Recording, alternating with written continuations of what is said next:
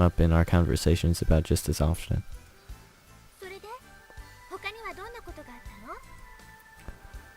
Let's see, Miss Cordell told me to hurry up with my search as well.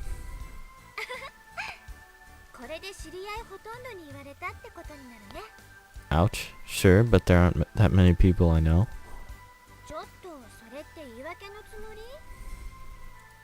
That's the idea.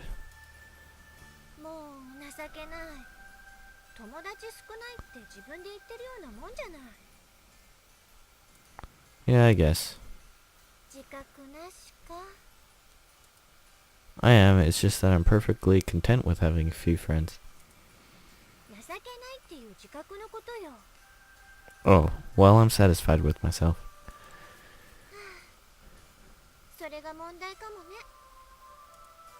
Fory rolled her eyes at me as usual and claimed the rest of my day. Going over my day with her like this had become something of a daily routine. Even though she didn't like going out, she still wanted to hear all about the outside world. After having lived together for almost 3 years, even I still didn't quite understand this elusive fairy-like being. She could physically touch things, but she couldn't get wet from the rain. She could continue singing without ever growing tired or needing to eat food. She could float in midair, but she couldn't fly, and she could disappear and reappear at will. However, despite her disregard for the laws of physics, she still required me to carry her to high places. Yet every day she would go out of her way to prepare a towel for me at the front door. In short, it was impossible to come up with any logical explanation for Fory's existence. As long as you accepted her for what she was a lot of fun to have around. A long time ago, long enough for it to be mentioned in my history textbook, magic was lost from this world. Before long it was replaced by science, which continued to develop for many years. Even so, this world was still full of inexplicable things. A cheerful fairy that was skilled at singing was simply one of the many. It was meaningless to even think about the physical boundaries of the world. Or so I believed nowadays. I proceeded to tell Fory about the rest of my day like I always did. Come on, let's practice. After having sat through the whole story, Fory didn't seem bored, but actually rather happy. And while she may have always told me so, it looked like she really enjoyed hearing stories of the outside world. I guess. Anyway, I'm gonna make dinner. Well, let's see what there is. Do I have to choose what I'm gonna eat? I cooked myself a simple meal, and the day soon ended. Jeez Louise, it ended. It's like 11 o'clock, man. Entranced by the sound of the rain pattering against the window, I fell into slumber. No. I wanted to practice. Dang it. Well then, I'm off.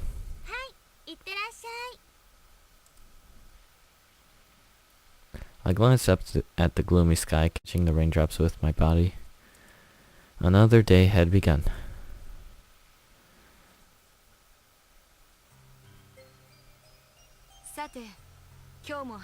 Okay, let's do this. Yes, ma'am. Yes, okay, I got it this time. Unless it's gotten harder. No! What? No! What happened? Oh, come on. I finished morning practice as well as lunch. I would have to go search for a partner again now. As I pondered such matters, Torta, who was still working on her lunch, shot me a question. Well, the same as yesterday, I guess.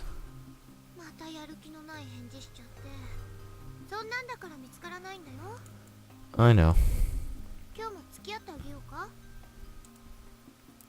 I'll pass. Besides, isn't it Tuesday?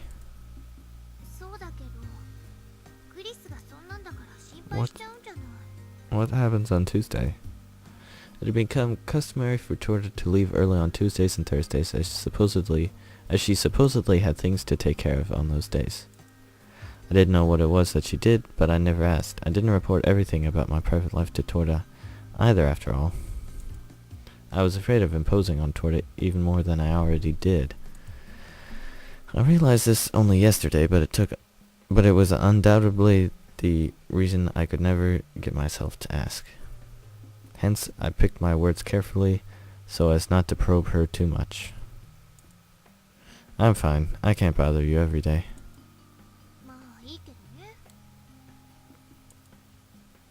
With that, Torta stuffed the remains of her sandwich in her mouth and hurried off. I watched her disappear from sight and wondered what to do next. Well then, what shall I do now? Another choice? Practice time. Oh, jeez Louise. Practice room? What the heck is that? Lesson room? Old school building. I'm gonna save. New save. Oh no. Okay, good. I thought it wasn't gonna let me save. Scuola Comunale di Musica Piova. I don't know. I'm gonna have to go soon. And by go, I mean go to bed soon, because I'm tired. That has an awesome name. I'm gonna head there. I'm gonna do it. I stopped in my tracks in front of the Canacolo, which served as a social gathering place for students. I rarely ever came here, and didn't have good memories of the times I did. I convinced myself that times like these were ideal for making use of this place, and resolutely opened the door. That's an awesome looking piano. Wait. Where's this leg? Is that the leg? Inside, a number of students who were busy performing interrupted their performance and looked my way. Awkward. Did they think an acquaintance of theirs had entered? I was sure the majority of students present this early were the diligent types who had their private lessons in the morning like me. I had my lessons in the morning for different reasons, though. Hello. I lightly bowed my head. I recognized one of the students' faces from somewhere. Probably someone from the Fortelle department. I was once again reminded of the non-existence of my social life at school. I decided to observe the developments in the room for a bit. As the student whom I recognized earlier glanced my way, he said some things to his friends he was performing with, and they soon resumed playing. He probably realized that it was pointless to try and start a conversation with me. In that case, I should just start talking to them. But despite realizing that, I couldn't just bring myself to do it. Just as their judgment was correct, my intuition should have been correct as well. I am weak. As more and more students flowed in, the people performing and the people conversing gradually began to spread out over the room, and I, belonging to neither group, was reduced to being a wallflower. Why the heck did I come to a place like this? Right. I came here in search of a partner. I was in this situation right now because I'd been forced to act like I had a place to search in front of Torta. I was painfully reminded just how alien I was here. I lost all motivation to search for someone. And right when I felt like going home, my eyes met with those of a female student standing across from me. Okay. Okay. Partner, possibly? Yeah, possibly. The girl spoke in a soft, hesitant tone of voice as she tentatively stepped towards me. No, I'm not. Bewildered at suddenly being talked to, I only barely managed to produce a reply. I hate when that happens. When, like, you're sitting down in, like, a library or something, reading a book, and then all of a sudden someone asks you a question, and you're like, what? Why are you talking to me? I'm reading. Bewildered. That's what I feel like. I was a bit taken in by her reserved, polite manner of speech.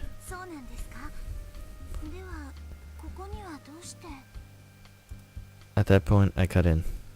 Sorry, but I was about to leave. Chris, what are you doing? Although I wouldn't have minded talking to her for a bit, this wasn't really a place I wanted to be for too long. Excuse me. Chris, come on, Chris. With that, I went outside. Chris, what are you doing? Rain was rather heavy. Chris! Because of that, I felt kind of down. Chris! It was only normal this morning. When did it start pouring so hard?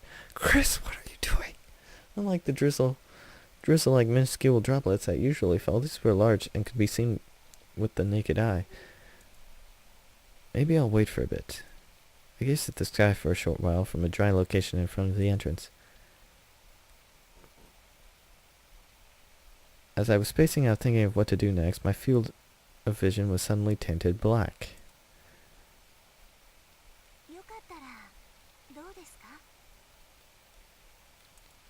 Huh?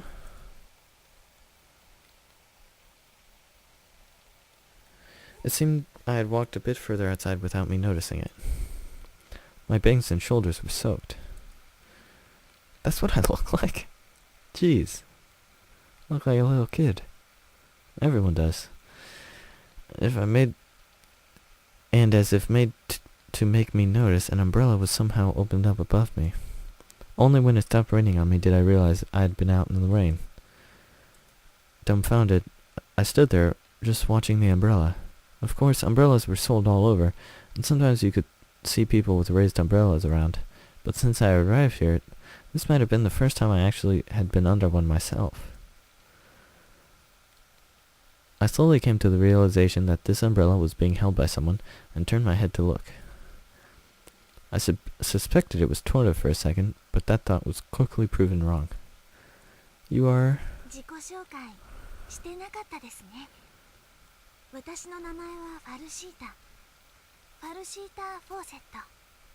Felicita. Still holding the umbrella, she suddenly inclined her head without changing her expression. Is something the matter?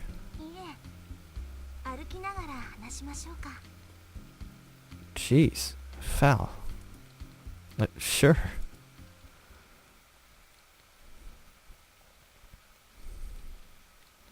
Still didn't understand how I came to walk together with a strange person under one umbrella. Unlike the sound of the rain hitting the ground, the sound of it hitting the umbrella was surprisingly faint. I had introduced myself while we were walking. Since then, the two of us hadn't exchanged a word. What are you doing, Chris? No. Since I was holding the umbrella, the girl was currently empty-handed. I didn't do this to impress her or anything. I knew myself well enough to know that I wasn't that kind of person. I merely figured it wouldn't be good etiquette to have someone else hold my umbrella.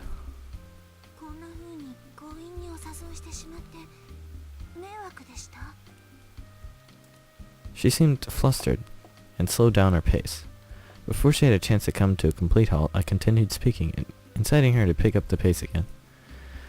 No, that's not it. It's just that it's really unusual for me to be walking under an umbrella.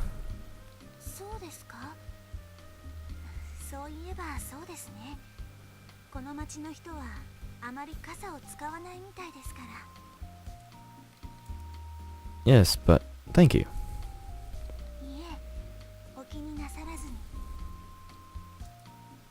But what were you doing there? I thought you had business at the Canacolo, whatever. She hesitated for a moment, as if it were difficult for her to say.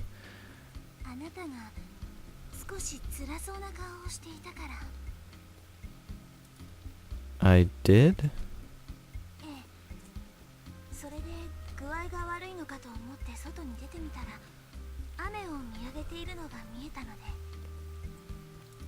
Was that so? I readjusted my grip on the umbrella and continued. Thank you for your concern. She lightly turned aside my expression of gratitude and simply bowed her head. But is that really all? Have we perhaps met before somewhere?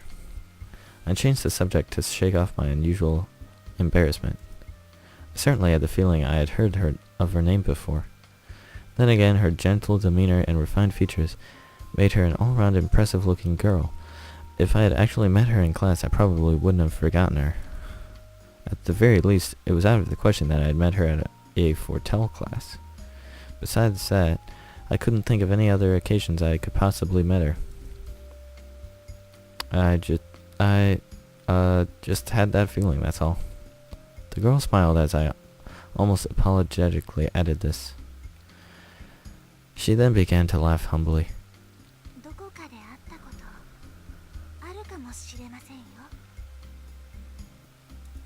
A possibility?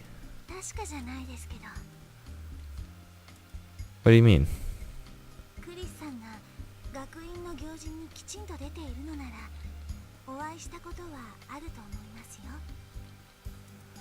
Events, huh?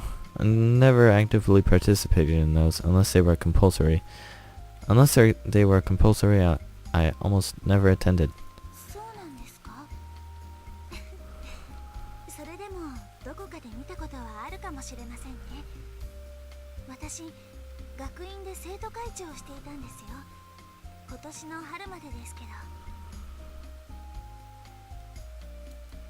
Ah, is that so?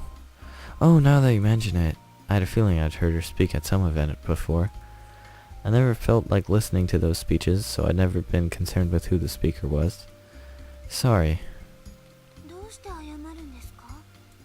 Sorry for not being a diligent student.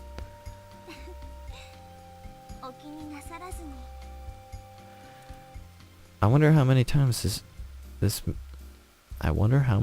this made that she'd said those words with such grace of manner. I could tell it was second nature to her, and that it came straight from her heart. A lot of children were from aristocratic and upper-class families were enrolled in this institute. I suppose I shouldn't have expected anything less from a student council president. Thank you. At that moment, we arrived at the border between the main street and the old town. Ah, my house is in the old town. Oh, I just realized we walked all this way without me ever asking which way you had to go.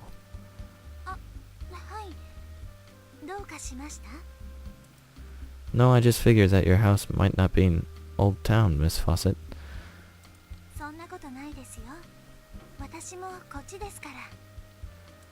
Oh, I see. Well, I'm gonna go. I don't remember what that save was, so I'm gonna make a new one. But yeah, I gotta go. I'm gonna go to bed. I'm tired. Sorry. Foul. Miss Fawcett. Farrah Fawcett. Wait, Farrah Fawcett. Who is it? She was an actress, wasn't she? I don't know. Well, yeah, thanks for watching.